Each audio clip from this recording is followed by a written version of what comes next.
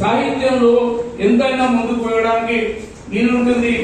ఎప్పుడైనా సరే విశ్వవిద్యాలయాల్లో పెద్ద పెద్ద పట్టాలు కాదు, యొక్క కొడుకు జవహర్లాల్ నెహ్రూని జ్ఞాపకం చేస్తారు సార్. ఇక్కడ 3 నదులు కలిగి ముచ్చటైనట్టిది అలహాబాదు నగరి వెలిగిచుండును అంటాడు.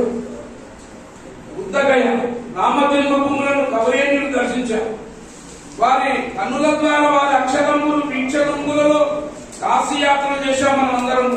వాస్తవంగా చదివితే కాశీఖండం కావచ్చు, కాశీ దర్శనం కావచ్చు, పరిసరాల్లో ఉన్న అయోధ్య కావచ్చు, ఇవన్నీ మనం చూసుకుంటూ పోతే నిజంగా మనమే టూరిస్ట్ బస్ ఎక్కి అక్కడక్కడ తిరిగినట్టుగా, అక్కడక్కడ దర్శింపజేసినట్టుగా రాజా సార్ అంటే ఈయన దర్శనీయ కవి, యాత్రా కవి. దర్శనీయ కవి అనొచ్చు, ఇక్కడ యాత్రా కవి అని కూడా మనం అనొచ్చు. ఒక ఉత్కృష్ట భావం, చిన్న పద్యం, చిన్నలు కూడా అర్థమైతే పెద్ద ఆబాల గోపాలం అంటున్నాం మేము. చిన్న పిల్లలకు అర్థమవుతుంది, పెద్ద పిల్లలకు అర్థమవుతుంది. ప్రతి పద్యం దేనికి అదే సాటి. దాంట్లో మనకు రాజా సార్ ఎక్కడ వాడు ఎలాంటి ఏ వయసు సార్ అంటే 18 ఏళ్ల వయసు అనొచ్చు. సాహిత్యంలో 18 ఏళ్ల నుంచి 24 ఏళ్ల వయసు ఉన్నవాడు కావచ్చు అని చెప్పొచ్చు. ఇదాన్ని చూస్తే సార్ వయసులో ఎవరు కూడా అంచనా వేయలేదు. సాహిత్య వయస్సు ఒక ఉత్కృష్టమైన వయస్సు. స్రష్ట పద్యం ఒక శబ్దం వారి చెవులలో గిరిగిరిగా మనం చెప్తూ వారు నిలవనీయకుండా గాయించింది. అబుద్ధిత కావ్యాలు వారివి ఇంకా చాలా ఉన్నాయి. పద్యాలు ఇంకా వారి యొక్క ఆలోచనలు రాసి ముద్రణ నోచుకో గోపాల్ గారు చక్కగా సమీక్షించి దానిలో విషయాలు మనకు అందరికీ తెలియజేసినారు. ఇప్పుడు ఇందులో అన్ని రకాలుగా ఉదాహరణతో పాటు మరి తెలంగాణ గురించి మరి ఇంకా రకరకాలుగా ప్రేమ పెళ్లి గురించి ఎన్నో విషయాలు స్పృశించారు. మనకు అమూల్యమైనటువంటి పుస్తకాన్ని అందిస్తున్నాడు. అందుకు మనందరం చెప్పాలి. ఇప్పుడు మన రాజోజి గారు నన్ను అభిప్రాయాలు తెలుపాలి.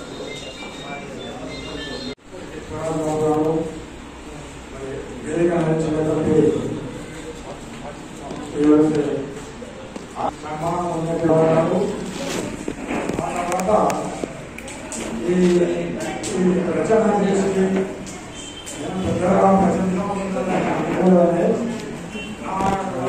భావాలు అప్పుడప్పుడు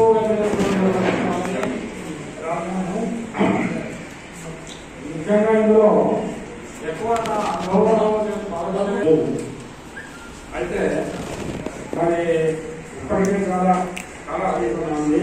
కొద్దిగా ఇబ్బందిగానే నేను నా ఉపన్యాసాన్ని ముగిస్తాను. అదే కొద్దిగా ఈ గ్రంథం గురించి చెప్తాను. కొద్దిగా కూర్చొని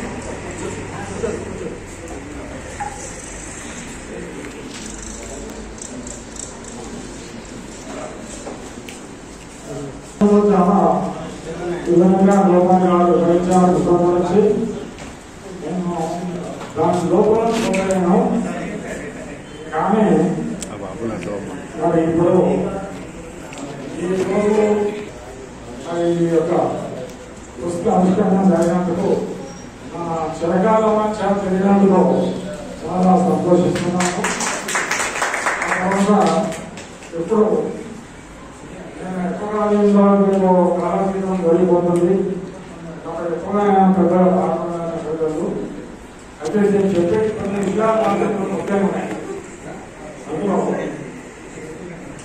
ఈ పద్య రచన ఎన్నో ఉంటుంది. ఆ రచన చేసిన వారికి తెలుస్తున్నాయి. అయితే ఈ పద్య రచన గురించి కొన్ని మాట్లాడతాం. ఈ పద్య ప్రక్రియ అనేటువంటిది మానవాడి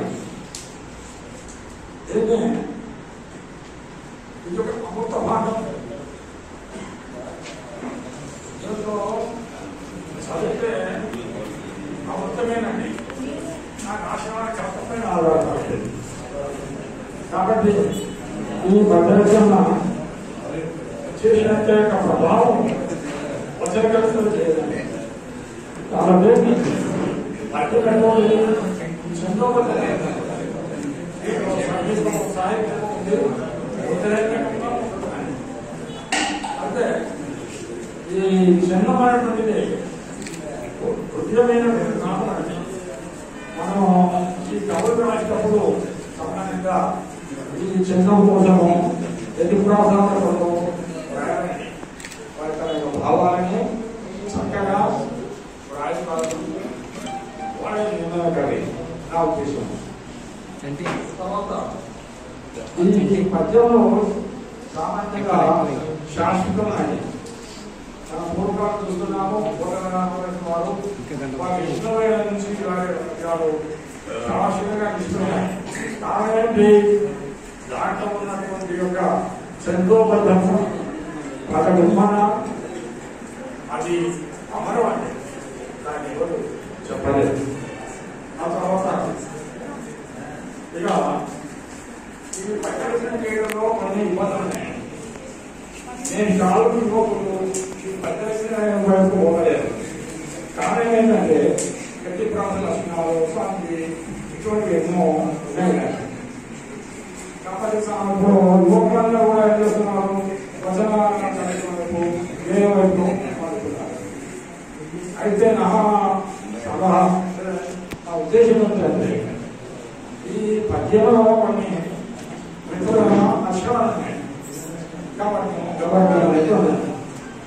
అట్లా ఈ మిత్రులని అక్షరాలని ఇంకా కొన్ని ఎక్కువగా చేసినట్లయితే చక్కగా వస్తారు.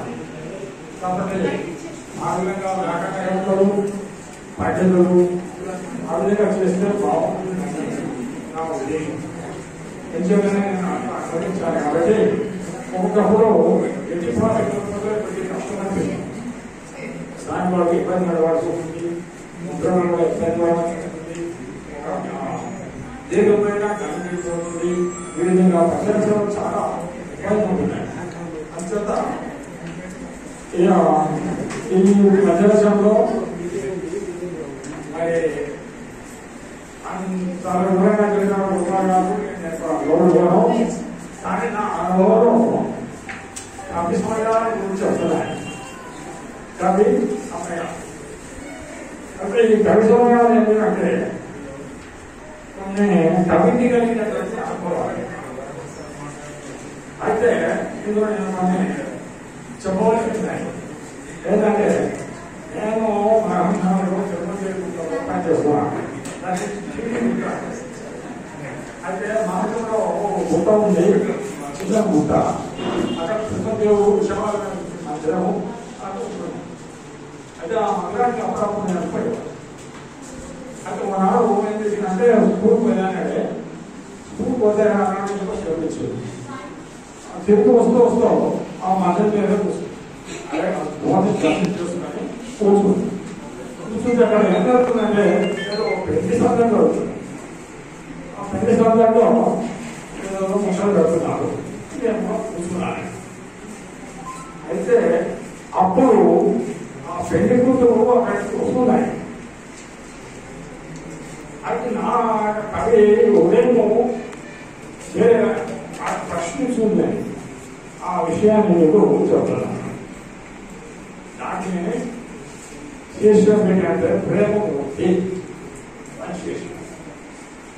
అయితే ఆ వచ్చినప్పుడు హంసగమన నీకు వాసనెక్కడిదన్నా కరమున దుఃఖం అయితే ఏం చేశానంటే ఓ అమ్మాయి హంసంగా నెరవేర్చింది కాబట్టి ఓ అమ్మాయి ఎక్కడ ఆపుతారని అడిగినాను. అయితే ఆమె చెప్పింది కరమున దుఃఖం అంటే చేతిలో ఉన్నటువంటి బాగా అంటే గురువు అనగా అయితే ఏమన్నా బాలము అని చెప్పింది అర్థం. అక్కడే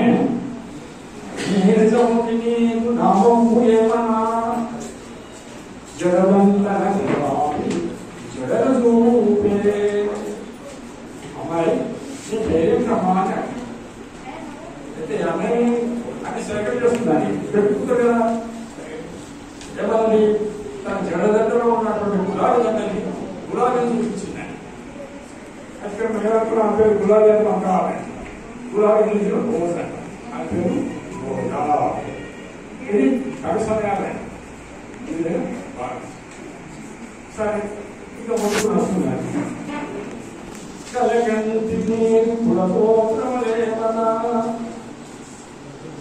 పూజలు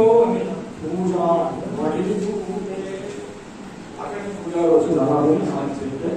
అమ్మాయి మీరు ఏ ప్రభుత్వం అని అడిగితే అక్కడ ఒక పూజారిని చూపించి ఆయన మడిని చూపించింది. అంటే ఏమర్థం, మేము బ్రాహ్మణము, మేము కూడా పరిగెడతాము, పూజారిని అని చెప్పింది. సరే ఇక ముందు రావుతుందని అప్పుడే మనము చూడండి. ఇదే విగ్రహం స్మరించింది కదన్నా గట్టి దుర్బల విగ్రహం అక్కడ ముందు అంటే మరి మరి ఏమి పెద్ద కావాలి అని అడిగినా. అక్కడ ఉంటే మరి అయితే ఆయన చెప్తుంది మన స్థానంలో రెండు చూపించింది. ఆయన ఇవ్వడము చూపే ఇక్కడ మనం అర్థం చేసుకునే చాలా గొప్ప విశేషాలు ఉన్నాయి. అయితే ఆ స్థానంలో చూపించడంలో అర్థం ఏంటి అంటే సరస్వతీదేవి స్థలంలో సాహిత్యము సంగీతమే అని స్ఫురింపజేస్తుంది. ఎందుకంటే ఆమె కూడా సాహిత్య పరురాలు, సంగీత పరురాలు అనేటువంటిది స్ఫురింపజేసింది. సరే ఇంకా ముందుకు వచ్చేసింది. లలనామని నీ కలమున మారేలా మాయమని చిత్రం దేవరంపున నిన్న బాధపడకు. అప్పుడు ఆలోచన చెప్పదలుచుకుంటేమో కేవలంలో ఉన్నటువంటి మా బాధపడకు అని చెప్పి బావ ఎవరైనా భక్తితో మనసు మాట్లాడతారు. అర్థమైందంటే ఆయన నా మనసులో ఉన్నటువంటి మాటలు అతన్నే ప్రేమమూర్తి అన్నారు. అంతే కాకుండా ఏం చేసిందండి అంటే ఆమె ఏం చెప్తుందంటే కన్యాశుల్కము చెల్లించే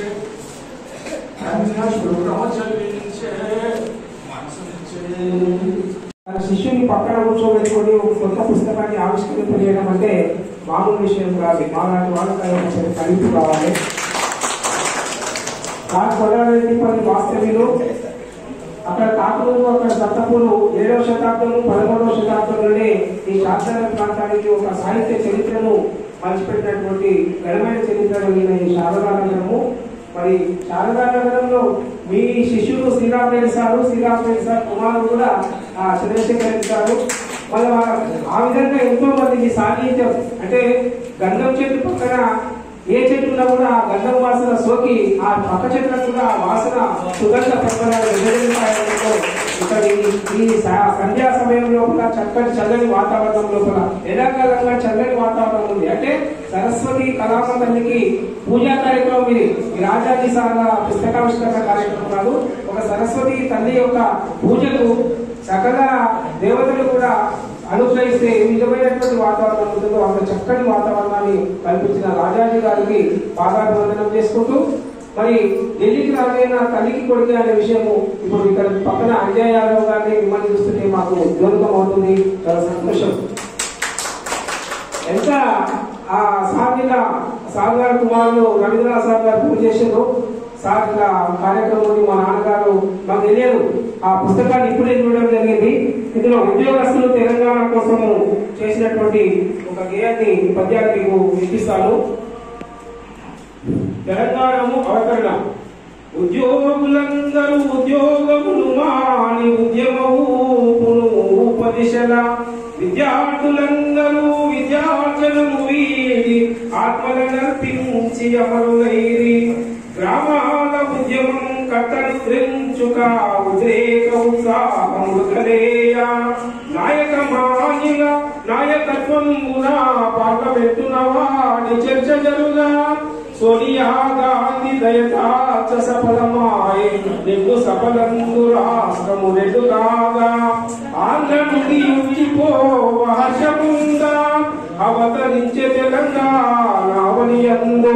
ఎంత చక్కటి అయితే ఈ ముసలు ఇలాంటి చేసి మా తెలంగాణ గురించి మేము ఏమన్నా చేస్తామనేటటువంటి విరమిగే నాయకులు కానీ విరమిగే అహంకారం కానీ పండు ముసలి నుంచి చిన్న పిల్లల వరకు కూడా ఈ తెలంగాణ గడ్డ మీద పుట్టిన ప్రతి బిడ్డ కూడా ఈ తెలంగాణ రాష్ట్రం మీద చక్కని అవగాహన ఉంది అనడానికి 84 సంవత్సరాల మా రాజాజీ సార్ యొక్క కలం నుండి జాగ్రత్తటువంటి ఈ సాహిత్య బలమే ఇది ఒక చక్కని ఉదాహరణ.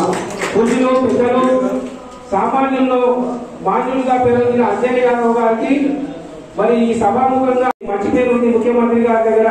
మీ యొక్క మంచితనాన్ని ఈ షాద్ నగర్ ప్రజలకు కూడా అందరికీ పంచిపెట్టాల్సిందిగా ఈ సభాముఖంగా మరొకసారి వేడుకుంటున్నాను. ఎందుకంటే ఈ మీరు సాహిత్యం అంటే భజనలు అంటే మీకు ఎంత ఇష్టమో నేను 2001 డిఎస్సిలో సత్తాపూర్లో మీ గ్రామం నుంచి నేను ఉద్యోగాలకు వెళ్ళేవాడిని. అప్పుడు మిరపకాయ సంచులు మోసుకుంటూ వచ్చేది అంజన చూసేది. లుంగి కట్టుకొని పైకి కట్టుకొని వస్తుంటే బస్సుకి వెళ్ళి కూడా చూసేది. ఆ గుంతలమైన రోడ్డు ఆ రోడ్డు మీద ఒక పాటను కూడా రాసిన. ఎందుకంటే తెలుగు పండితులు కాబట్టి అంత పాండిత్యం మా దగ్గర లేకుండా వాళ్ళ వాసన కలిగింది కాబట్టి సార్ చెప్పినట్టు పద్యాలు ఆ కవిత్వాలు రాయకుండా జానపద గేయాలు కవిత్వాలు చిన్న చిన్న రాసే ఆ వ్యాసనం ఉంది. ఆ పాట ఏంటంటే ఎత్తెత్తు గడ్డల్లో ఎర్రమన్ను గుంతల్లో ఎర ఎత్తెత్తి వెయ్యకులో ఓర్లైవారు సత్యయ్య క్లాస్ కాన్పేట డ్రైవరే సత్యయ్య ఉండే ఆ బస్సు పుచ్చి కూడా వరకేమో పుచ్చి పుచ్చి రోడాయే గా బాలాజీ దాటగనే రోడంతా కచ్చి కచ్చి ఆ బాలాజీ కోసం నేను రోడ్ వేసి దాంపడం అవతల మొత్తం గుంతలు వెనకాలున్న వెలిజల్లాగా ముంగల వచ్చే సంగేము వెనకాలున్న వెలిజల్లాగా ముంగల వచ్చే సంగేము ఎన్నాళ్ళింకా ఈగేము మేము ముందుకు ఎట్లా సాగేము అని ఎమ్మెల్యే జనరల్గా ఉండే అప్పుడు 2005లో చంద్రయ్య సార్కు రాష్ట్రపతి అవార్డు వస్తే సన్మానానికి కేశంపేట హై స్కూల్ మీటింగ్ పెట్టిండ్రు. అయితే ఆ ఎమ్మెల్యే ముందర ఈ పాట పాడినా అప్పుడు ఆ సుందరమయమైన గొడుకు సాహిత్యంలో జానపదకి శంకరరావు ఎమ్మెల్యే గారు చేసి వెంకటరెడ్డి గారు ఇప్పుడే నేను ఎంపీగా మాట్లాడినా 2,20,00,000 మంది చేసిన మంచి పనులు అంటే ఇప్పుడు ఆ సాకారం ఎప్పుడైందంటే ఎమ్మెల్యే అంజనీ యాదవ్ గారు అయినాక అక్కడ నుంచి కేశంపేట ఇక్కడ నుంచి ఎక్లాస్కర్ పెట్టాడు 2 వర్షాల కాలం అయింది. ఇక మొత్తం పాడలేదు. వెనకాలు నా వెంట వెనక ఎకరాసు కలుపేటానే ఎప్పుడు దేవుళ్ళ సయ్యాట ఎకరాసు కలుపేట ఎప్పుడు దేవుళ్ళ సయ్యాట ఏ క్లాసు రోడ్డు ఎన్నడేస్తాడు సర్కారోడు తూలావాడి గడ్డ నేనేమో తూలి పడ్డా పసు ముందర చూస్తే మట్టి పెట్ట గట్టు పక్కన చూస్తే పాటిగడ్డ అలవాలోని కలవాలంటే నీ పెయ్యంతా అలవాలే అలవాలోని కలవాలంటే నీ పెయ్యంతా అలవాలే గాయం వెళ్ళేను కలవాలే ఈ రోడ్డును వేసి గెలవాలే మునారు పూరు గుంతల్లో ముసలొల్లంతా చింతల్లో గాయాలాయ కంచల్లో మెల్లె నడుపు సంతల్లో అని కొత్తపేట వరకు నేను పనిచేసే సర్పపూర్ వరకు పాట రాసి ఎమ్మెల్యే ముందు నిలబెడితే కత్తి కంటే కళానికి పవన్ ఉందనే అది తెలిసిందేమో మరి ఆ ఎమ్మెల్యే ఉదయంలో ఆ ఎమ్మెల్యే ఈమెయిల్ అందరూ కలిసి అప్పుడు నేను 7 బాబుకి బస్సు ఎక్కితే కొత్తపేట 9 బాబు దిగారు. మా హెడ్ మాస్టర్ ఏమయ్యా 15 నిమిషాలు లేట్ వచ్చినామని అడిగేది. ఇప్పుడు 15 నిమిషాల సర్పపూర్ రావచేది కూడా 20 నిమిషాలు అక్కడ ఉంటుంది. అట్లాంటి మంచి రహదారులు ప్రగతికి మార్గదర్శకాలు కాబట్టి చక్కటి పరిపాలన అందించి మీ యొక్క గురువు దగ్గర ఆశీస్సులు పొందిరు కాబట్టి మీరు ఇంత చక్కటి ఎమ్మెల్యే స్థానంలో మరి 3వసారి ముచ్చటగా గెలిస్తే మంత్రి స్థానం కూడా వస్తుందని మా శాంతంగా తెలియజేస్తున్నా. మేము శుభాశీస్సులు అందిస్తూ ఈ చక్కని అవకాశాన్ని వయసులో చిన్నవాళ్ళైనా మన తెలుగు పండితులేమో మరి ఒక సీనియర్ తెలుగు పండితులు రిటైర్డ్ తెలుగు పండితు సభలో కూడా నాకు అవకాశం ఇచ్చినందుకు ఈ సభా సరస్సుకి మరొకసారి పాదాలు నాకు తెలుసుకుంటూ ముగిస్తున్నాను. తర్వాత వేదిక మీద ఉన్నటువంటి మున్సిపల్ చైర్మన్ నరేందర్ గారు, వెంకరామరెడ్డి గారు, అందరూ సమీక్షకు గోపాల్ గారు, కట్రాజ్, కౌన్సిలర్స్ అందరికీ నమస్కారాలు. ఇక్కడ ముందున్నటువంటి సభలో కూర్చున్నటువంటి ప్రతి ఒక్కరికి నమస్కారం తెలియజేస్తున్నాను. మా ఇంతకుముందు నేను అన్నట్టుగా ఈ యొక్క పుస్తకం తేవాలని చాలా ఏళ్ల నుంచి రాజేష్ గారు ప్రయత్నం చేస్తున్నారు. ఇన్ని రోజుల తర్వాత దాదాపుగా 20 ఏళ్ల తర్వాత అది కార్యక్రమం సాధించింది. అందులో మేము మామూలుగా చేస్తున్నాం అనుకున్నాం. అప్పటి సందర్భంలో పెద్దగా చేద్దాం, మా యొక్క శిష్యుడు బాగా వస్తారు అని అన్నందుకు ఈ విధంగా నిర్వహణ దేవుడు సృష్టించి దానికి అందరూ సహకారం చేసి ఇక్కడికి వచ్చినందుకు చాలా సంతోషంగా ఉంది. అయితే పుస్తకం గురించి కూడా కొంచెం మాట్లాడాలని అయితే సహజంగా ఈ రచయిత భక్త కవి కాబట్టి దేవాలయాన్ని ముద్రించాడు. తర్వాత ఇంకొకటి ఏంటంటే బతుకమ్మ ఉంది. బతుకమ్మ అనేటువంటిది ఇక మన తెలంగాణ సంస్థ సారథి లాంటిది. బతుకమ్మ యొక్క మన తెలంగాణ రావడానికి బతుకమ్మతోటి ఎన్నో ఉద్యమాలు చేశాం కాబట్టి ఆయన ఉద్యోగం ఎక్కినప్పటి నుంచి తెలంగాణ ఎట్లా అన్యాయం అవుతుంది అనేటువంటి జరుగుతుంది కాబట్టి తెలంగాణ రావడం చాలా ఆకర్షించాడు కాబట్టి ఈ యొక్క బతుకమ్మ బొమ్మ చేశాడు. అనుకోకుండా కాకతీయంగా ఆంధ్రప్రదేశ్ ఏర్పడము 1956. ఈ రచయిత గారు ఉద్యోగం చేసింది కూడా 56. అంటే ఆ 50 ఉద్యోగం చేసినప్పటి నుంచి కూడా తెలంగాణ యొక్క విధాన్ని చూస్తున్నాడు కాబట్టి ఇక్కడ పెట్టాడని అనుకుంటున్నాను. ఇందులో 86 శీర్షికలు ఉన్నాయి. 86 శీర్షికల్లో 38 శీర్షికలు ఆధ్యాత్మిక పౌరాణిక సంబంధించిన.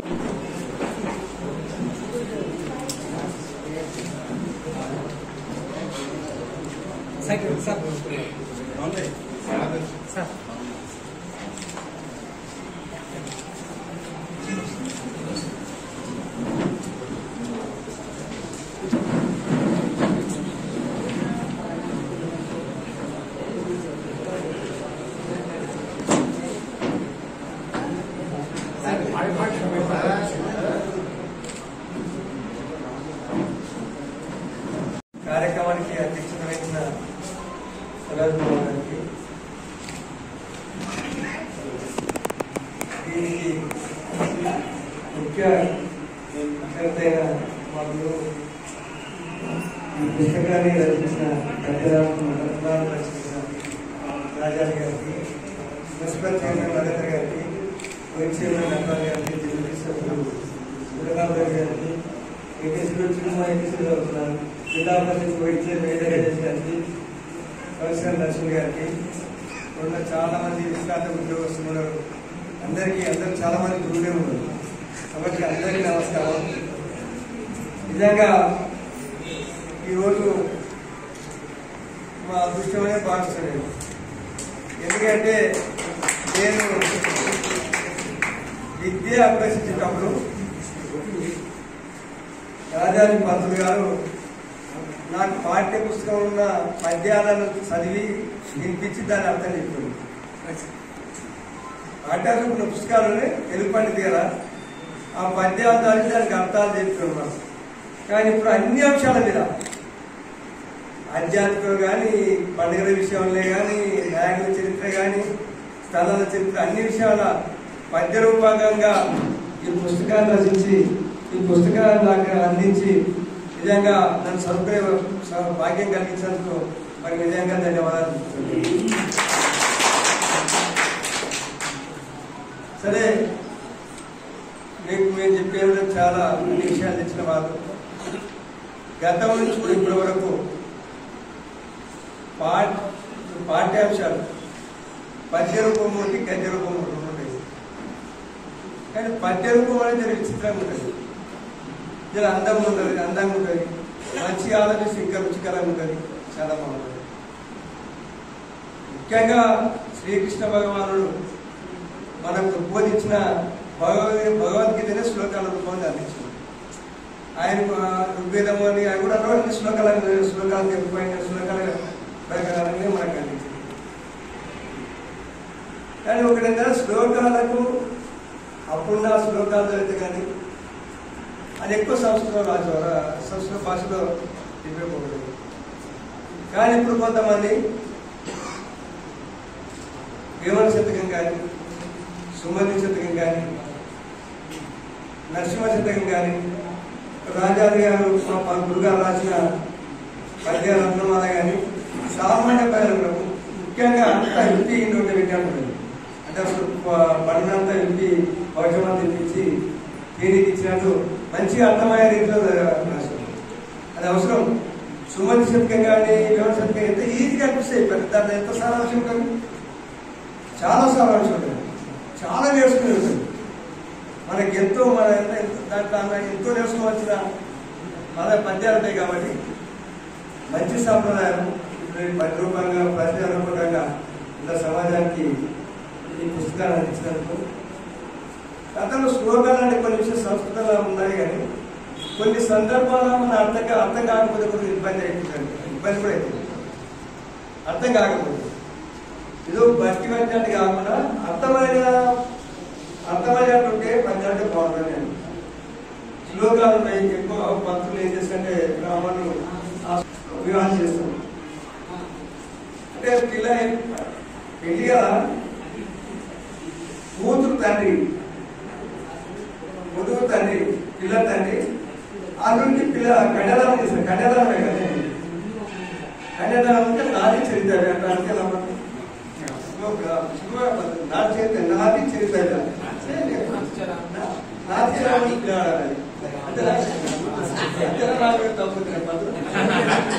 అంటే నాది చరిత్ర అంటే నా కన్యని నీకు దానం చేస్తున్నాను మామ నాది. పిల్లవాడేమో నీ కన్యని దానం చేసుకుంటున్నా అంటే నాది చరిత్ర. నేను ఒకసారి పెళ్లికి పోయినప్పుడు మధు అనిపిస్తుంది. నాది చిరాలని తండ్రి అనిపిస్తున్నాడు, నాది చరిత్ర ఎంత బాగా చెప్పాలి. అట్లా నేను ఏంటంటే మనకు అర్థమయ్యే రీతిలో ఉంటే బాగుంటుంది. అర్థమయ్యే రీతిలో ఉంటే బాగుంటుంది. గతంలో కూడా కొన్ని నాటకాలు కూడా పద్య రూపంగా చాలా నాటకాలు, చాలా సులభ నాటకాలు అంటే మీ పెద్ద పెద్ద గ్రామాల్లో ఉండేసారు. దాంట్లో ఉన్న ఆలాపన కానీ ఆ పద్యాలను అభినయం చూసిన చాలా సంతోషం అనిపిస్తుంది. పద్యానికి ఒక చరిత్ర ఉన్నది, అందరికీ గుర్తున్న విషయం. కాబట్టి ఈ పద్య రచనలు చాలా మంచివి. సమాజంలో చాలా మంది ఇంట్రెస్ట్ ఉంటుంది. కాబట్టి ఇటువంటి కాలంలో నేను భారతదేశానికి ఈ తెలంగాణ ఉద్యమంలో కూడా ముఖ్య పాత్ర పోషించింది. తెలంగాణ ఉద్యమం నుంచి కూడా మా తల్లిగారు బాగా చెప్పారు. మా గురుగారు ఎట్లా పాత్రలు ఏం చేశారు, పిల్లలు ఏం చేశారు, పిల్లలు ప్రాంతాలు ఉద్యోగాలు పనిచేసి అన్ని రకాలు చేశారు. కాబట్టి తెలంగాణ వచ్చింది. నేను నిజంగా వాస్తవం తెలంగాణ సూర్యాన్ని వేదాంతి మనకు తెలంగాణ ఇచ్చిన వాళ్ళ వాస్తవానికి సందేహం. కాబట్టి మీరందరూ కష్టపడి తెలంగాణ చేస్తున్నారు. ఆ తెలంగాణ అభివృద్ధి విషయంలో మా గోపాల్ గారు పాలమూరు కూలీలు వేరు కాలం పాలమూరు కూలీలు వస్తారు. అక్కడ గర్భాల కన్నీరుల వర్షం కూడాలంటే అక్కడ కర్నూలు నుంచి రాంచి నుంచి వస్తుంది. మన కూలిపోయే పరిస్థితి లేదు. ఎవరన్నా టెక్నికల్ అంటే డాక్టర్ చేస్తులు కానీ అంటే ఎక్కువ సంపాదించడం తప్ప చాలా మంది కూలీలు బంద్ అయ్యారు. కూలీలు మన దానికి వస్తుంది. ఇప్పుడు మా దాని కరోనా టైంలో కూడా అక్కడ వేరే బీఆర్ అక్కడ బీఆర్ వాళ్ళే వచ్చి వ్యవసాయం చేసుకున్నారు. బీఆర్ నుంచి చాలా ప్రాంతాల నుంచి వచ్చి వ్యవసాయం చేస్తారు. నిజంగా మనం మోసాలని కూడా ఈ తెలంగాణ అనేది అభివృద్ధి తెచ్చుకునే పోవడం అనిపిస్తుంది. ఇంకెక్కడ డెవలప్ అవుతుంది, చాలా డెవలప్ అవుతుంది. అవును. కాబట్టి రాజ్యాంగం వచ్చిన ఎన్నికైనా అభివృద్ధి చాలా మంది ఒకసారి తెలంగాణ గోపాల్ అందరికి ఆ విషయం చెప్తున్నాను. ఆ విషయం సాధారణ నీళ్ళు కావాలన్నా తెలంగాణ నేను ఎలక్షన్ అప్పుడు పెద్ద చనిపోయినా రామదాని హెడ్ మాస్టర్ ఉన్నాడు, హై స్కూల్ హెడ్ మాస్టర్. దానికి వచ్చి అయ్యా ఇప్పుడు టీఆర్ఎస్ కొట్టేస్తున్నాను, ఇంతకుముందు ఎక్కడేసి బయట చేస్తున్నారు. నేను చిన్నప్పటి నుంచి కాంగ్రెస్ చేసిన, మా దేశానికి స్వాగతం చేసిన కాంగ్రెస్ చేసిన. మరి ఇప్పుడేందుకు కాంగ్రెస్ కానీ ఇప్పుడేం చేసింది కాంగ్రెస్? తెలంగాణ సోనియా గాంధీ ఇచ్చినట్టుగా కాంగ్రెస్ ఉద్యమం చేయవచ్చు. మనం ఏం చేసిందంటే భయపడుతుంది. ఉదాహరణ ఏంటంటే ఈ తెలంగాణలో అప్పుడు 10 రూపాయలు బలవంతంగా కలిపి కూడా కాంగ్రెస్.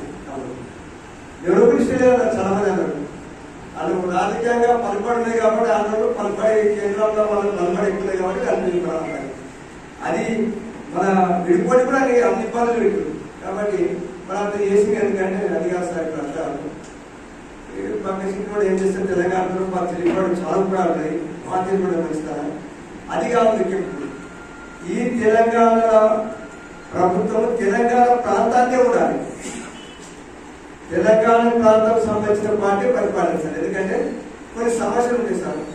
ఒక నాలుగు జిల్లాల పంపిణీ కానీ ఇంకే సమస్యలు ఉన్నప్పుడు కాంగ్రెస్ పార్టీ ఆ ముఖ్యమంత్రి కొట్లాడితే సోనియా గాంధీ ఎవరికి ఇబ్బంది కావాలి. బీజేపీ అక్కడికి బీజేపీ పైన ఎవరు చెప్తారు ఎంత ఎవరు చెప్పారు సంజాయిస్తారు కానీ కొట్లా తెగించి కొట్లాడేది కాదు. కానీ మన ప్రాంతం కూడా మాత్రం తప్పకుండా వెంకయ్యడు మన కొట్లాడతారు అంతే చేస్తాం. ఏ పార్టీ ఆ తెలంగాణ ప్రాంతానికి సంబంధించి ఏ పార్టీ అయినా తెలంగాణ అధికారం చేయని అది తెలంగాణ అభివృద్ధి అవుతామని నేను కొన్ని విషయాలు చెప్తున్నాను. కొన్ని విషయాలను కొన్ని ఇరిగేషన్ మీద ప్రాజెక్టుల మీద ఈబీఐ కూడా చెప్పినా కానీ సార్ మానవులలో అన్ని 100% నచ్చకపోవచ్చు కానీ తెలుగులో మాత్రం మనకి కేసీఆర్ చాలా తెలుసుకోవడం నేను ఊహించలేదు. ఎట్లా అంటే ప్రాజెక్టు ఎంటర్లైన సమస్య చెప్తుంటే కూడా విచిత్రమైన ఆలోచన చెప్తాను. ఇంజనీర్ విచిత్రమైన ఆలోచన కొద్దిగా తెలుగు లేదు కాబట్టి కొద్దిగా అన్ని విషయాలు అనుభవం కాబట్టి కొద్దిగా ప్రాజెక్టు సెల్ తెచ్చింది కాదు. ఎవరైనా సరే కూడా ముఖ్యమంత్రి అలాగే ఎవరికైనా తెచ్చిన మంచిది మంచి చేసు. కొంతమంది అంటే ఒక దానికి ఎక్కించు బ్యాంక్ మేనేజర్ నాకు అదృష్టం ఒక ఎక్కించి బయటకి వాతావరణ పరిస్థితి కోఆపరేటివ్ బ్యాంకులో పనిచేసేవాడు ఎవరు వచ్చేవాడు తెలంగాణ వస్తే ఏమవుతుందయ్యా మీ ఉద్యోగస్తులు ఎక్కించా తెలంగాణ వస్తే ఏమొస్తుందయ్యా ఆ కోఆపరేటివ్ మీ అందరినీ అనలేము. ఆ బ్యాంకుల గురించి చెప్తున్నాను. మీ ఉద్యోగం వస్తాయా తెలంగాణ వచ్చిన తెలంగాణ పరిపాలించిన తిరిగితే ఉంటారా అది కాబట్టి పరిపాలించిన మనోరన్నలే మాట్లాడతాం కదా మనోరన్న ఆ తిరిగితే దాని ఆ తిరిగితే ఇప్పుడు చూస్తున్నాడు ముఖ్యమంత్రి చూస్తున్నాడు దగ్గర నుంచి తెలుస్తుంది విషయాలు. సరే పని చేసినప్పుడు కొంతమందికి ఏదో గొప్ప కనిపిస్తే దాన్ని చూస్తే మంచి కంపెనీకి చూపించాలని అభిప్రాయం. తెలంగాణ రాష్ట్రం అభివృద్ధి కావాలి. మంచి పద్ధతి మన చాలా పద్యాలు చెప్పచ్చు. కేజీ పీజీ అని ఏజుడు పీజీ అవుతుంది. ఏజుడు పీజీ అంటే 30 రెసిడెన్షియల్ ఎప్పుడైనా గురుకుల పాఠశాలని దాదాపు ఈ 700 పైన గురుకుల పాఠశాల అయింది.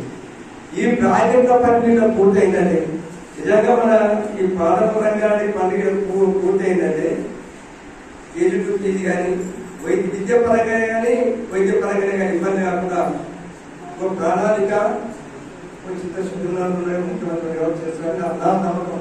నేను చెప్పలేం కదా నమ్మకం అయితే చూసిన దగ్గర చూసినాయి కాబట్టి వాళ్ళు ప్రారంభంగానే నిర్ణయించిన కేసుల విషయంలో ఇండియన్ లెక్క జవాబు ఎలా చెప్తారు.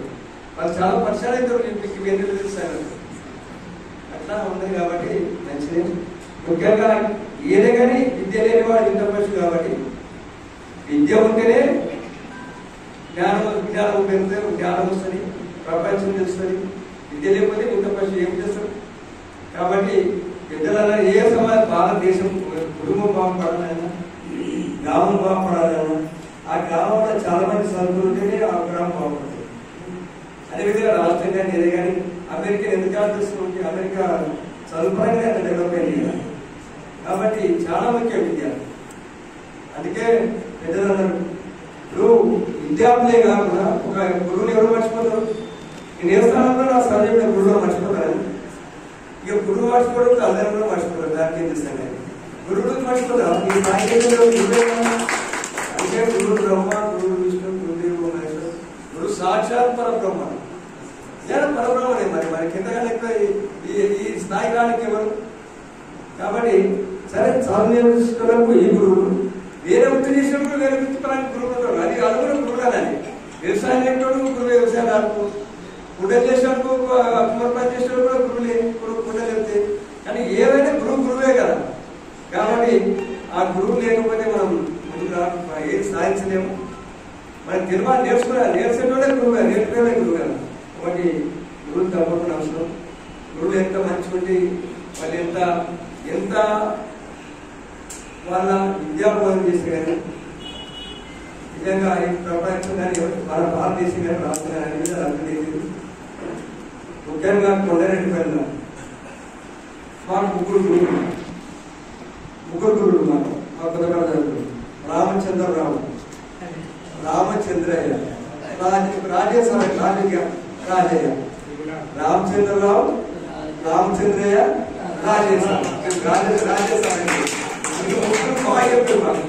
అందరికీ మా పిల్లలకన్నా విద్యాబోధన బాగా చేశారు వాళ్ళు.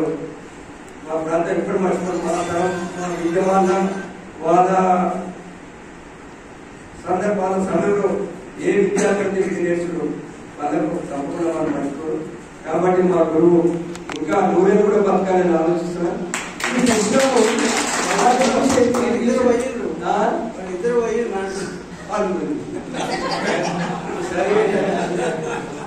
చాలా మరొకసారి ఆదేశం నిజంగా పూర్వం రకం ఎప్పుడు కనకొట్టు చూసుకునే కనకొట్టు చూసుకున్నట్టు కన్న కొడుకున్న తల్లిదండ్రులు చూసుకున్నాం అంత ప్రేమతో విషయం అది మేము మర్చిపోము. కాబట్టి వాళ్ళు నిజంగా రామచంద్రరావు కానీ సరే అదృష్టం చాలా బాధ అనిపించింది. ఆయన కరోనా తెచ్చుకున్నాడు, రామచంద్ర సార్ పొద్దున్న తెచ్చుకున్నాడు. రాజా సార్ లోపల నాకు దొరికిన ఈ విషయాలు తెలియదు కరెక్ట్. రాజా సార్ అంటే మేము గురుమంటేనే తప్పకుండా వస్తారండి. పుస్తకాలు నాకు అంత ఐడియా లేదు. ఇదే చెప్తున్నా, నాకు ఐడియా లేదు. గురువు వస్తున్నాడు తప్పకుండా వస్తాడు చెప్పిన, గురువు వస్తున్నాడే తప్పకుండా వస్తాడు చెప్పిన. కానీ అంత నాకు చెప్పినప్పుడు నాకు అంత ఏదో ఆలోచన నేను ఎవరు వచ్చుడు ఇక నాకు ఇంత నాకు తెలియదుగా. ఇట్లా మా గురువు తప్పకుండా వస్తాం. మాకు గురువు చూస్తే సంతోషం కదా. మాకు ఒక్క ఆయన పొలిటికల్ ఉన్నాడు మన గురువు, ఆయన కూడా ఎప్పుడు మేము యాడ్ చేసుకుంటాం. కాబట్టి మా ఇంత సమయం మాకు ఇచ్చి ఈ పుస్తకాన్ని ఆవిష్కరించి అవకాశం ఇచ్చినందుకు మీకు అందరికీ ధన్యవాదాలు చెప్తూ, నిజంగా ఈ పుస్తకం చాలా ఇంకా మంచి పద్యాలు పొందుపరచు చాలా బాగా అనిపిస్తున్నాయి. అంత నిష్కాంత ఉద్యోగులు ఎవరు మంచిగా ఉంటుంది. ఏమైనా రాజు సంస్కృతి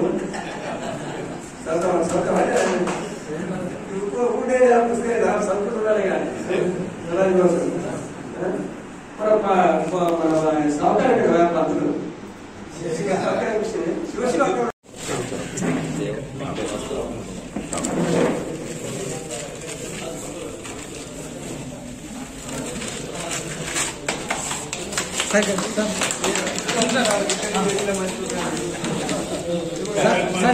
సార్ ఇటు సార్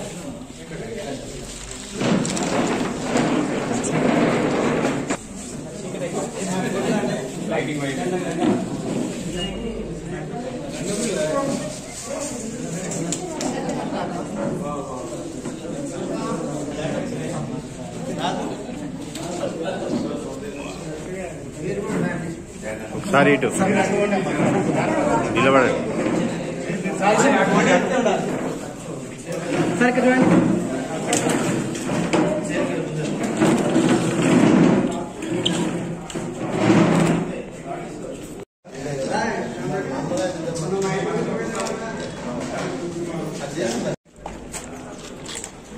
ఈరోజు షాద్నగర్ పట్టణంలో మా గురువైన రాజాది గారు అన్ని విషయాలపై, అన్ని ప్రాంతాలపై, ఆధ్యాత్మిక విషయాల గురించి, మరి పుణ్యపురుషుల చరిత్ర గురించి, స్థలాల గురించి, కవుల గురించి పద్య రూపకంగా మంచి వివరంగా ప్రతి ఒక్కరికి అర్థమయ్యేటట్టు పద్య రత్నమాల పుస్తకాన్ని రచించి ఆ పుస్తకాన్ని ఆవిష్కరించే అవకాశం నాకు కల్పించినందుకు నేను చాలా ఆనందంగా, అదృష్టవంతునిగా భావిస్తున్నాను.